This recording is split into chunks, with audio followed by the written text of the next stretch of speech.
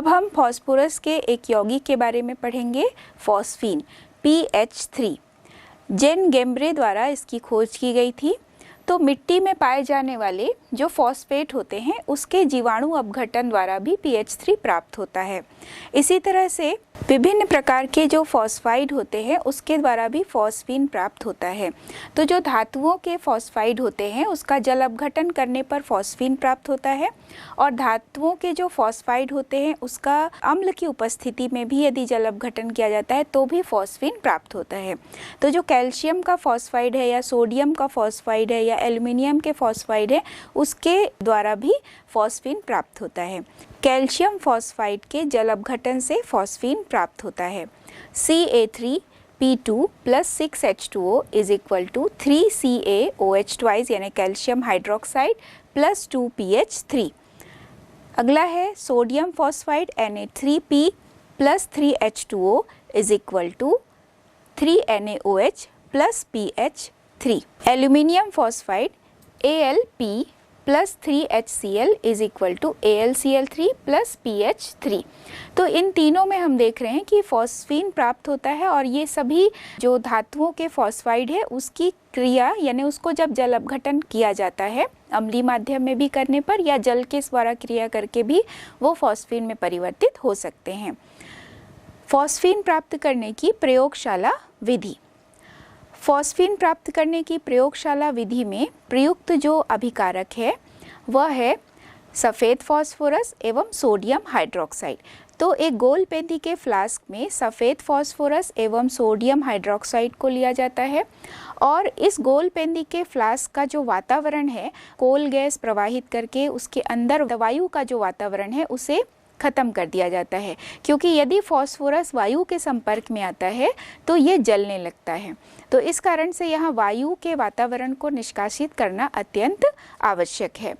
तो इसके बाद जब ये क्रिया होती है सफ़ेद फॉस्फोरस और NaOH की तो फॉस्फीन प्राप्त होता है।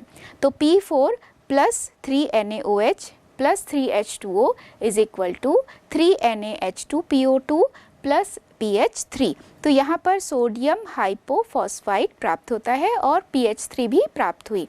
यहाँ पर हम देख रहे हैं कि जो फॉस्फीन प्राप्त होता है यह फॉस्फीन जब फ्लास्क को बहुत ज़्यादा गर्म किया जाता है तो फॉस्फीन जो प्राप्त होता है ये गैस के बुलबुले, जो फॉस्फीन गैस के बुलबुले हैं, जैसे ही वायु के संपर्क में आते हैं तो ये एक छल्ले जैसे बन जाते हैं, एक रिंग जैसा बन जाता है जिसे वॉर्टेक्स रिंग कहते हैं। जो जैसे ही वायु के संपर्क में आते हैं तो आग पकड़ लेते हैं और इन रिंग को वॉर्टेक्स रिंग्स कहा जाता है। और ये जो धुआं बनता है वो P2H4 के बनने के कारण होता है, यानी फॉस्फोरस डाइहाइड्राइड के बनने के कारण इस प्रकार से ये छल्ले का निर्माण होता है। तो डाइहाइड्राइड किस प्रकार से बनता है देखिए, 3P4 + 8NaOH + 8H2O is equal to 8NaH2PO2 + 2P2H4। तो यहाँ भी सोडियम हाइपोफॉस्फाइड और फॉस्फोरस डाइहाइड्राइड प्राप्त होता है, और इसी फॉस्फोरस डाइहाइड्राइड के बनने के कारण यहाँ पर यह अत्यंत ज्वलनशील हो जाता है। शुद्ध फॉस्फीन प्राप्त करने के लिए जो KOH होता है उसके स्थान पर एल्कोहलिक KOH भी लिया जा सकता है, ताकि यहाँ पर जो P2H4 बनता है वो एल्कोहलिक KOH में विलय हो जाए, और यहाँ पर P2H4 को शीतलन मिश्रण में प्रवाहित करके भी अलग किया जा सकता है, या फिर PH3 को निर्जलीकारक जो P2O5 है उससे प्रवाहित करके भी शुष्क किया जा सकता है। कैल्शियम फॉस्फाइड के जल अपघटन या कैल्शियम फॉस्फाइड के अम्ल से क्रिया के द्वारा भी फॉस्फीन प्राप्त होता है। तो कैल्शियम फॉस्फाइड जिसमें Ca3P2 + 6HCl is equal to 3CaCl2 + PH3। दूसरा है यदि जल अपघटन कराया जाएगा कैल्शियम फॉस्फाइड का तो Ca3P2 + 6H2O is equal to 3CaOH whole twice + 2PH3। तो यहाँ पर दोनों ही अभिक्रियाओं में हम देखते हैं कि फॉस्फीन प्राप्त होता है। अब हम फॉस्फीन एवं अमोनिया की जो संरचना है उसकी तुलना करेंगे। अमोनिया एवं फॉस्फीन दोनों को हम कंपेयर करते हैं कि किसमें बॉन्ड पेयर अधिक है या लोन पेयर अधिक है, या बॉन्ड पेयर की संख्या और लोन पेयर की संख्या, इसकी तुलना कर लेंगे। तो अमोनिया में हम पहले ही देख चुके हैं कि अमोनिया में जो नाइट्रोजन केंद्रीय परमाणु है इसके चारों तरफ जो 3 बॉन्ड पेयर होते हैं और 1 लोन पेयर होता है। ये sp3 संकरित अवस्था में होते हैं। यहाँ pH3 में भी हम देखते हैं कि 3 बॉन्ड पेयर है और 1 लोन पेयर होता है। लेकिन नाइट्रोजन और फास्फोरस को कंपेयर करते हैं तो उसमें जो ऋण विद्युता का मान है वो फास्फोरस का कम होता है 2.1 और नाइट्रोजन ऋण विद्युता का मान 3 होता है। अमोनिया एवं फॉस्फीन की संरचना जब हम देखते हैं तो उसको कंपेयर करने पर भी दोनों में बॉन्ड पेयर की संख्या 3 है और लोन पेयर की संख्या 1 है। यहाँ पर हम देखेंगे बंध कोण का मान कैसे कम होता है। तो बंध कोण में कमी जो होती है वो विद्युत ऋणता पर आधारित होती है। तो ऊपर से नीचे आने पर नाइट्रोजन एवं फास्फोरस की विद्युत ऋणता में नाइट्रोजन की विद्युत ऋणता अधिक होती है 3 है, जबकि फास्फोरस की विद्युत ऋणता 2.1 है। और यहाँ पर फास्फोरस में देखिए कि जो बंधी इलेक्ट्रॉन युग्म होता है, केंद्रीय परमाणु जो है फास्फोरस, उससे दूर होते हैं और नाइट्रोजन की जो इलेक्ट्रॉन निगेटिविटी होती है वो फास्फोरस से अधिक है। तो नाइट्रोजन के चारों तरफ जो इलेक्ट्रॉन का घनत्व है वो ज़्यादा अधिक है फास्फोरस के कंपैरिजन में। तो यहाँ जो बंध कोण का मान है तो 93.5 डिग्री है फॉस्फीन में, जबकि अमोनिया में जो बंध कोण का मान है वो 107 डिग्री है। दोनों में ही लोन पेयर के कारण VSEPR थ्योरी के आधार पर बंध कोण के मान में कमी होती है। 109 डिग्री 28 मिनट होना चाहिए, लेकिन अमोनिया में 107 डिग्री है और फॉस्फीन में 93.5 डिग्री होता है। तो यह इसके इलेक्ट्रॉन निगेटिविटी में कमी के कारण है, क्योंकि फास्फोरस की इलेक्ट्रॉन निगेटिविटी नाइट्रोजन की तुलना में कम होती है। तो जो बंधी इलेक्ट्रॉन युग्म होते हैं वो केंद्रीय परमाणु से थोड़े दूर दूर स्थित होते हैं। pH3 जहरीली गैस होती है। इसका जो गंध है वो लहसुन के समान होता है और ये जल में कम विलेय होते हैं, कार्बन डाइसल्फाइड में घुल जाते हैं और जो जली फॉस्फीन उदासीन होते हैं, यानी नीले और लाल लिटमस पर कोई प्रभाव नहीं छोड़ते हैं। अमोनिया की तुलना में फॉस्फीन का जो क्वथनांक है वो कम होता है। इसका कारण है कि अमोनिया में हाइड्रोजन बंध होता है अंतरणु और वे आपस में संगुणित हो जाते हैं, इस कारण उसका क्वथनांक उच्च होता है। और फॉस्फीन में हाइड्रोजन बंध नहीं पाया जाता है तो वे आपस में संगुणित नहीं हो पाते हैं, तो इसका क्वथनांक अमोनिया की तुलना में कम होता है। ये कम क्षारीय होते हैं अमोनिया की तुलना में, क्योंकि नाइट्रोजन में देखा गया है कि लोन पेयर दोनों में ही है, नाइट्रोजन में भी है फास्फोरस में भी है, लेकिन नाइट्रोजन में जो इलेक्ट्रॉन घनत्व होता है, चूँकि नाइट्रोजन का आकार बहुत छोटा होता है, तो अमोनिया के नाइट्रोजन के चारों तरफ जो इलेक्ट्रॉन घनत्व है बहुत अधिक होता है, जबकि फॉस्फीन के फास्फोरस का आकार नाइट्रोजन से अधिक होने के कारण जो इलेक्ट्रॉन घनत्व है वो बड़े क्षेत्र में होता है। तो यहाँ पर इलेक्ट्रॉन देने की जो टेंडेंसी होती है वो कम होती है। भले ही यह लुईस क्षार की तरह कार्य करते हैं, लेकिन अमोनिया के तुलना में ये दुर्बल क्षारीय होते हैं। ये जब लुईस क्षार की तरह कार्य करते हैं तो किसी भी लुईस अम्ल को इलेक्ट्रॉन युग्म दे सकते हैं, जैसे ट्राइब्रोमो बोरॉन को यह इलेक्ट्रॉन युग्म देकर एक इस प्रकार का लवण बना सकते हैं। फॉस्फीन एवं जो pH4+ आयन है, फॉस्फोनियम आयन है, दोनों की तुलना करेंगे तो जो फॉस्फोनियम आयन है उसमें बॉन्ड पेयर 4 है, लेकिन लोन पेयर 1 भी नहीं है, जबकि फॉस्फीन में बॉन्ड पेयर 3 है और लोन पेयर 1 है। तो दोनों में जो बंध कोण का मान है वह कैसा होगा? VSEPR थ्योरी के आधार पर जिसमें लोन पेयर होता है वहाँ बंध कोण के मान में कमी होती है, क्योंकि लोन पेयर बॉन्ड पेयर या लोन पेयर यदि प्रेजेंट है तो लोन पेयर के कारण जो प्रतिकर्षण है वो बहुत अधिक होता है बॉन्ड पेयर के कंपैरिजन में। तो जब भी केंद्रीय परमाणु के चारों तरफ बंध बनाने वाले इलेक्ट्रॉन युग्म के साथ कुछ ऐसे भी इलेक्ट्रॉन युग्म होते हैं जो बंध बनाने में भाग नहीं लेते हैं, तो उसके कारण उस अणु की ज्यामिति जो है वो विकृत हो जाती है। तो pH4+ जो है, चूँकि यहाँ पर एक भी लोन पेयर प्रेजेंट नहीं है, तो इसमें बंध कोण का मान pH3 की तुलना में अधिक होता है। जो pH4+ है वो चतुर संयोजी होते हैं, जबकि pH3 त्रिसंयोजी होते हैं। pH3 440 डिग्री सेंटीग्रेड पर अपघटित हो सकते हैं, अक्रिय वातावरण में भी अपघटित हो सकते हैं और विद्युत स्पार्क के प्रेजेंस में भी अपघटित हो सकते हैं। तो pH3 का जो अपघटन है वो 2 प्रकार से हम देखेंगे। pH3 अक्रिय वातावरण में जब अपघटित होता है तो P4 प्लस 6H2 यानी लाल फास्फोरस बनता है। इसी तरह से PH3 जब विद्युत स्पार्क इस पर प्रवाहित किया जाता है या PH3 पर जब विद्युत स्पार्क दिया जाता है तो भी लाल फास्फोरस एवं हाइड्रोजन मुक्त होती है। PH3 जब किसी अम्ल से क्रिया करती है जैसे कि HCl या अगर हम इसे हैलोजन अम्ल कहें तो HX के फॉर्म में इसे कॉमनली लिख सकते हैं। PH3 plus HX is equal to PH4X। तो PH3 चूँकि क्षारीय प्रवृत्ति का होता है तो जब यह किसी अम्ल से क्रिया करता है तो एक लवण बनाता है। तो यहाँ पर X की जगह पर क्लोरीन, फ्लोरीन, ब्रोमीन, आयोडीन कुछ भी हो सकता है। X हैलोजन को डिनोट करता है। PH3 के कुछ रासायनिक अभिक्रियाओं को हम जानेंगे। PH3 जब नाइट्रिक अम्ल से क्रिया करता है तो नाइट्रिक अम्ल से क्रिया करके ये फास्फोरस पेंटाऑक्साइड, नाइट्रोजन डाइऑक्साइड एवं जल बनाते हैं। तो जब हम इसका बैलेंसिंग इक्वेशन लिखेंगे तो 2PH3 plus 16HNO3 is equal to P2O5 plus 16NO2 plus 11H2O। जब यह क्लोरीन से क्रिया करती है तो क्लोरीन से क्रिया करके फास्फोरस पेंटाक्लोराइड और HCl बनता है।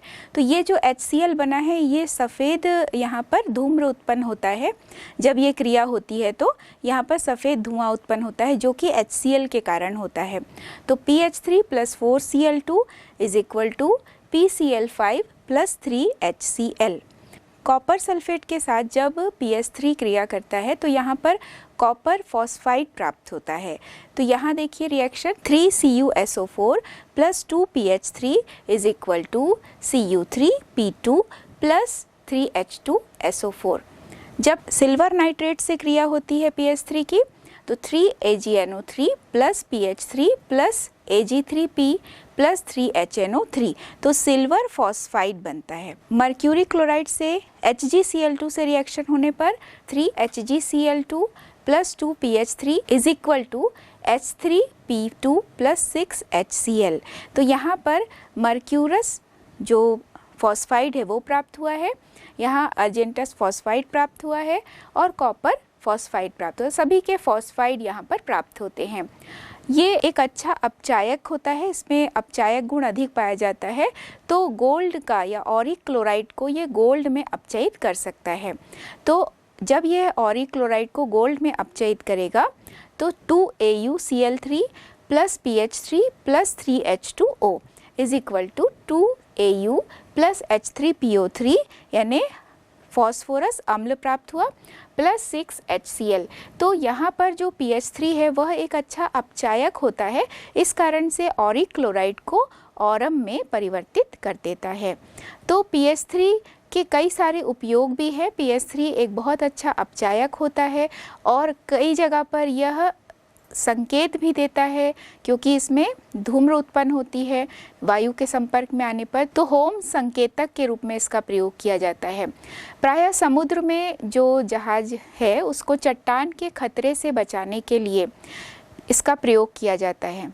एक पात्र लिया जाता है जिसमें कैल्शियम फॉस्फाइड एवं कैल्शियम कार्बाइड लेते हैं।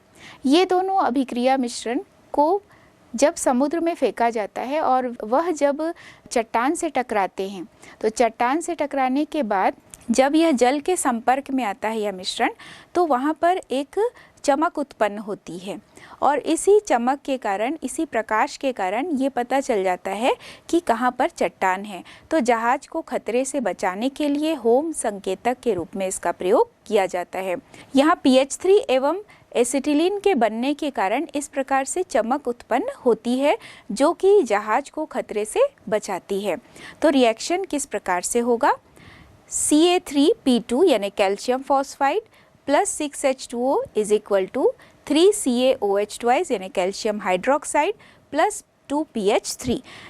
दूसरा कैल्शियम कार्बाइड जब जल के संपर्क में आएगा तो CaC2 plus 2H2O is equal to C2H2 acetylene plus calcium hydroxide. तो यहाँ पर दोनों में हम देख रहे हैं PH3 और यहाँ पर एसिटिलीन प्राप्त हुआ, तो इसके मिश्रण के कारण ही यहाँ चमक उत्पन्न होती है। PH3 के जलने पर सफ़ेद धुआं उत्पन्न होता है। तो जब भी यह किसी आग के संपर्क में आते हैं तो यहाँ धुआं उत्पन्न होता है, तो इससे भी कई प्रकार से परेशानियों से बचा जा सकता है। तो देखिए reaction Ca3P2 plus 6H2O is equal to calcium hydroxide plus PH3। तो चूँकि यह PH3 जब आग के संपर्क में आता है तो यह धुआं उत्पन्न करता है ज्वलनशील होने के कारण।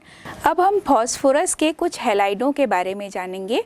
तो फॉस्फोरस +3 और +5 ऑक्सीडेशन स्टेट वाले जो हैलाइड हैं यानी PX3 और PX5 इस तरह के हैलाइड बना सकते हैं। तो X यहाँ पर फ्लोरीन, क्लोरीन, ब्रोमीन, आयोडीन कुछ भी हो सकता है, हैलोजन हो सकता है। तो सबसे पहले हम PCl3 के बारे में जानेंगे। फॉस्फोरस ट्राइक्लोराइड बनाने के लिए शुष्क क्लोरीन को लाल या सफ़ेद फॉस्फोरस को रिटार्ट में लेकर धीरे धीरे गर्म करते हुए प्रवाहित करते हैं। तो जब शुष्क क्लोरीन को लाल या सफ़ेद फॉस्फोरस में प्रवाहित किया जाता है तो वह फॉस्फोरस ट्राइक्लोराइड में परिवर्तित होती है। तो यहाँ P4 + 6Cl2 is equal to 4PCl3, तो फॉस्फोरस ट्राइक्लोराइड बना है। इसी प्रकार यदि फॉस्फोरस की क्रिया थायोनिल क्लोराइड से कराते हैं तो भी PCl3 प्राप्त होता है। तो P4 + SOCl2, यहाँ पर ये थायोनिल क्लोराइड है और बैलेंस करते हैं तो 8SOCl2 लिया गया है, is equal to 4PCl3 + 4SO2 + 2S2Cl2 यानी डाइसल्फर डाइक्लोराइड।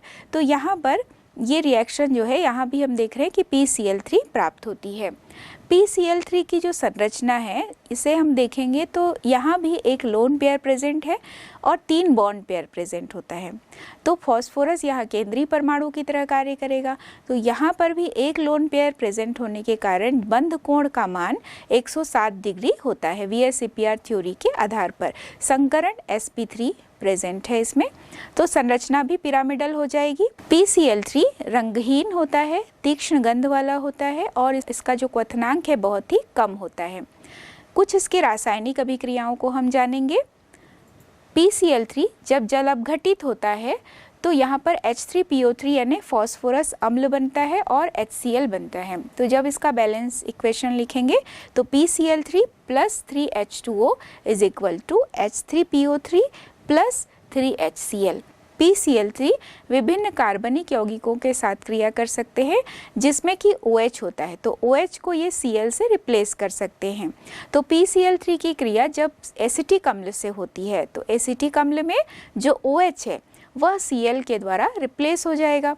तो जो रिएक्शन है PCl3 + 3CH3COOH is equal to phosphorus अम्ल H3PO3 + 3CH3COCl यानी एसिटिल क्लोराइड बना। तो एसिटिक अम्ल के OH को हटाकर Cl ऐड हो गया तो एसिटिल क्लोराइड बनता है।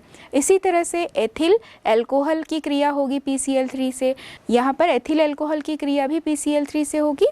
PCl3 + 3C2H5OH is equal to C2H5Cl, तो OH Cl से रिप्लेस हो रहा है प्लस H3PO3 फॉस्फोरस अम्ल बनता है। अब हम जानेंगे PCl5 फॉस्फोरस पेंटाक्लोराइड बनाने की विधि।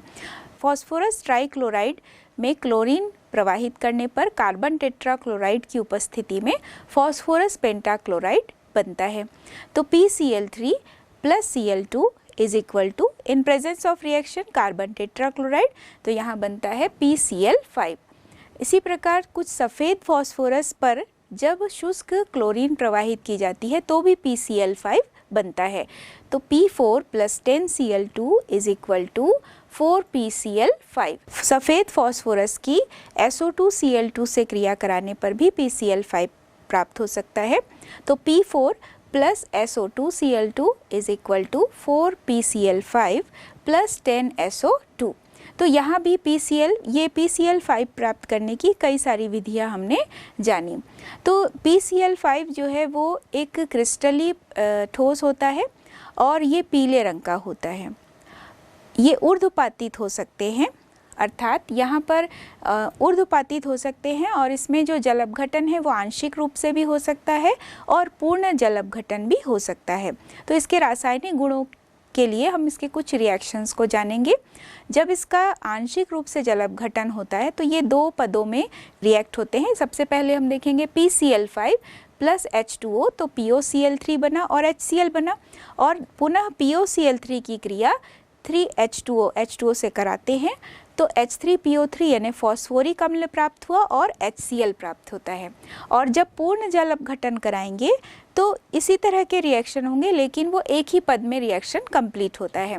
तो PCl5 plus 4H2O is equal to H3PO4 plus 5HCl। तो यहाँ पूर्ण जल अपघटन की क्रिया हुई जिसमें फॉस्फोरिक अम्ल प्राप्त होता है। PCl5 भी कार्बनिक यौगिकों से क्रिया कर सकते हैं जिसमें कि OH समूह होता है।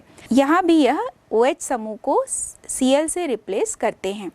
तो जैसे एसिटिक अम्ल से जब PCl5 की क्रिया होती है तो वहाँ भी एसिटिक अम्ल में से OH हटाकर Cl ऐड हो जाता है, यानी यहाँ भी एसिटिल क्लोराइड प्राप्त होगा, लेकिन जो इसके सह उत्पाद है वो थोड़े से डिफरेंट हो जाएंगे PCl3 से।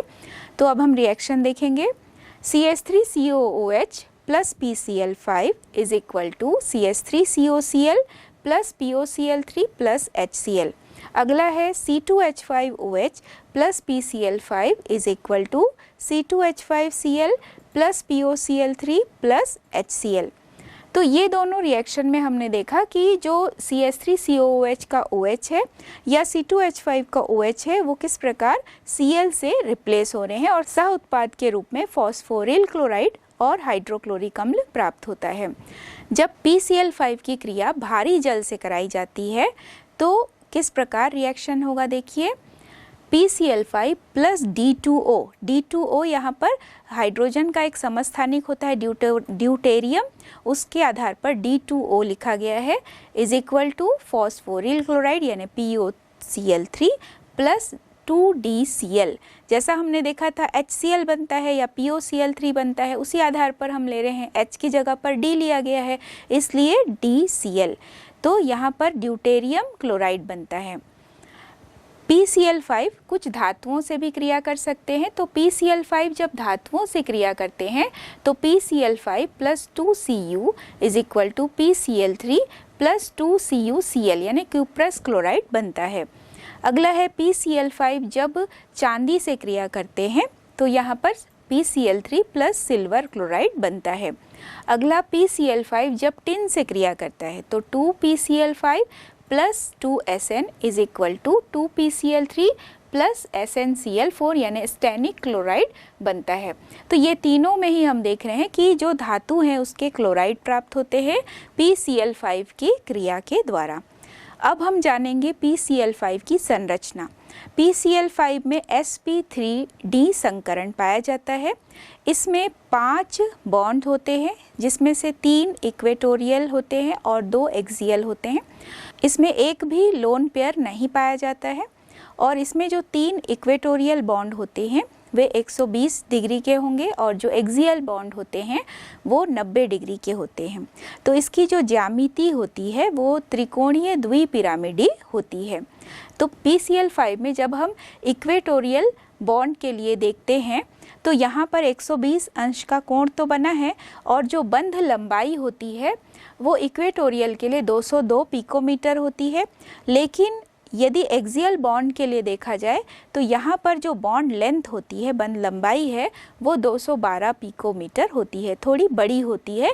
इक्वेटोरियल जो बॉन्ड से जुड़े हुए परमाणु हैं उनके जो बॉन्ड लेंथ है उसके कंपैरिजन में एक्सियल बॉन्ड से जुड़े हुए परमाणुओं के मध्य जो बॉन्ड लेंथ है वो थोड़ी अधिक होती है। तो PCl5 की जो संरचना है वो त्रिकोणीय द्विपिरामिडी होती है।